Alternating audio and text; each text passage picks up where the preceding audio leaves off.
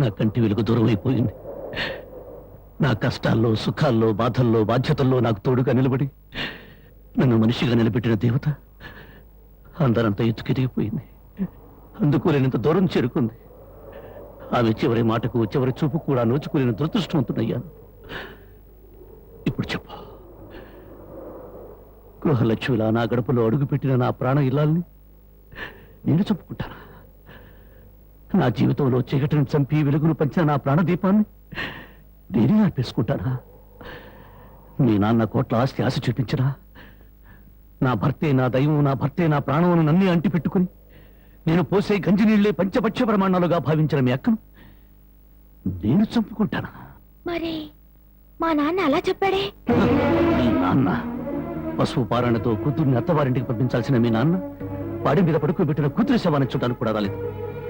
పట్టుదల పంతాలతో కూతుర్ని సాధించాలనుకున్నాడే గాని కట్టుకున్న వాడి చేత కురివి పెట్టించుకుని తన ప్రేమను నిరూపించుకున్న సగటు ఇల్లాలి పౌరుషాన్ని మర్చిపోయిన దుర్మార్గుడి మీ నాన్న. అటువంటి వాడి మొహం ఒక్కసారి చూస్తే పంచమహాపాతకాలు చుట్టుకుంటాయి. నువ్వెందుకు వచ్చావు? క్షమించు బాబు, నా కూతురు నీతో కాపురం చేస్తూ ఆత్మహత్య చేసుకోవాలని ప్రయత్నించిందని తెలుసుకున్నాను. అందుకే దాని చావుకు కారణం నువ్వేనని అనుమానించారు, ద్వేషించారు. కానీ నువ్వు చెప్పే వరకు నిజం నాకు తెలియదు బాబు. తెలియకుండా నేను అనుమానించినందుకు నన్ను క్షమించు బాబు. మరి నా బిడ్డ చావుకు కారణం ఇంకెవరా? పావుకు పాలు పోసి పెంచినట్టు పెంచావే నీ మేనలుడు, వాడే మా బ్రతుకుల్లో విషం కెక్కడని నా అనుమానం. నా మేనలుడా? అవును. వాడిని జైలుకు పట్టావన్న నా మీద, వాడికి దక్కలేదని నీ కూతురు జనకి మీద కచ్చికట్టి ఉంటాడు. అందుకే వెతుకుతున్నాను.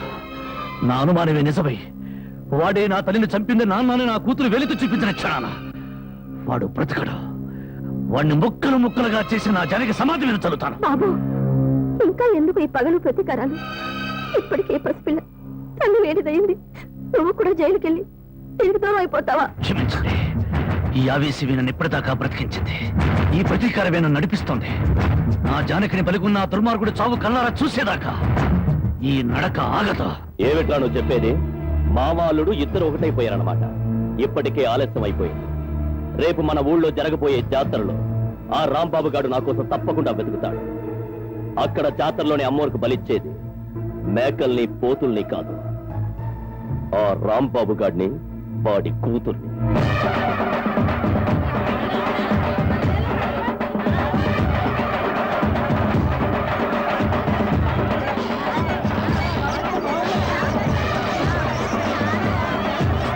నువ్వు కూడా రంగరాటం తిరుగుతావా?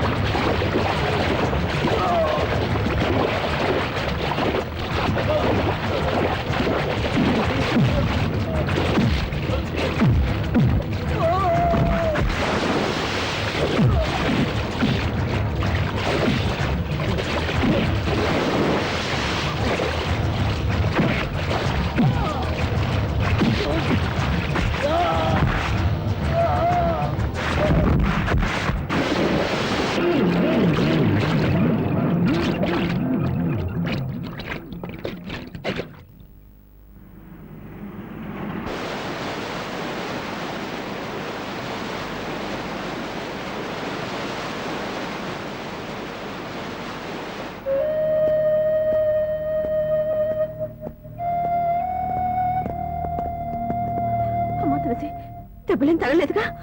బాబు, నా ఆస్తి మొత్తం పోసైనా నేను విడిపించుకుంటాను. మనస్ఫూర్తిగా నా అల్లుడుగా చేసుకుంటాను. మామయ్య, జానకితో నిండిపోయిన గుండెలో మరో స్త్రీకి చోట్లేదు. అవునమ్మా, అన్న భార్య తల్లితో సమానం, భార్య చెల్లెలు బిడ్డతో సమానం. నువ్వు నాకు బిడ్డలాంటి దానివి. నీకు నాకంటే మంచి మొగుడొస్తాడు.